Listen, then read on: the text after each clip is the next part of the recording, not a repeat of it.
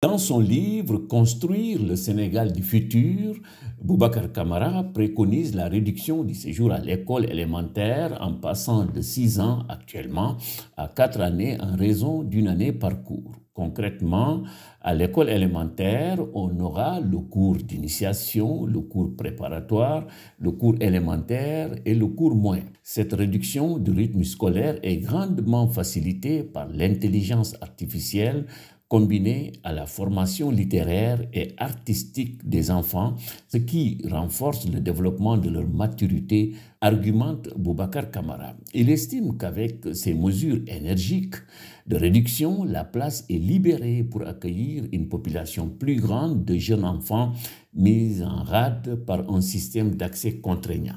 L'autre conséquence, dit-il, est la disponibilité d'enseignants du primaire qui seront redéployés pour combler un déficit encore important. Former des élèves de l'élémentaire en seulement 4 années nous semble utopique, même si Boubacar Camara plaide pour l'enseignement en langue nationale. Réduire le nombre d'années de l'élémentaire va seulement profiter aux élèves qui évoluent dans un environnement propice. De plus, il est plus opportun de passer plus d'années à l'élémentaire que dans les autres cycles. En effet, expliquent les neurobiologistes, ces premières années à l'école sont essentielles pour la construction de leur capacité à apprendre. Peut-être aussi que l'homme politique est partisan de la théorie de la charge cognitive. Pour les tenants de cette théorie, on améliore l'apprentissage en réduisant les efforts cognitifs inutiles.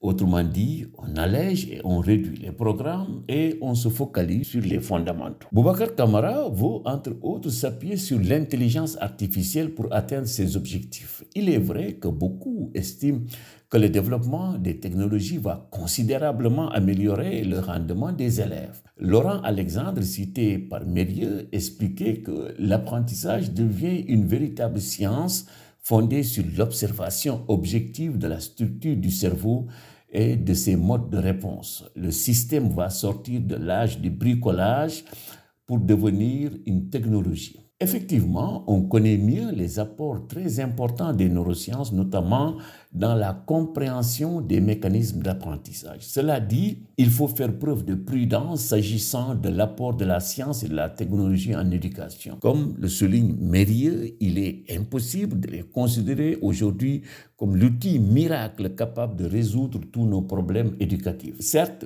poursuit l'auteur, le cerveau peut apparaître comme la cabine de pilotage où aboutissent toutes les données et d'où partent toutes les décisions en matière d'apprentissage comme dans tous les domaines. Mais les décisions du pilotage ne peuvent en aucun cas être réduites à une combinaison mécanique de ces données telles qu'un ordinateur pourrait le faire. Car ce qui caractérise en effet l'être humain en tant que sujet, c'est qu'il a des projets et sélectionne des informations qu'il reçoit en fonction de ces derniers. L'activité d'un enfant, ses motivations, ses problèmes, ses perspectives ne peuvent être appréhendées de façon purement objective en accumulant des renseignements scientifiques, si précis soient-ils. En d'autres termes, poursuit Mérieux, si les neurosciences et l'ensemble des autres approches scientifiques du développement de l'enfant peuvent nous aider à mettre en place de meilleures conditions d'apprentissage, elles ne pourront jamais nous éclairer sur les causes de ce dernier. En somme, nous ne pensons pas qu'il puisse exister en pédagogie des prescriptions qui fonctionnent à coup sûr. La pédagogie est une relation complexe entre humains pour transmettre des savoirs, mais aussi pour faire partager le désir d'apprendre et la joie de comprendre.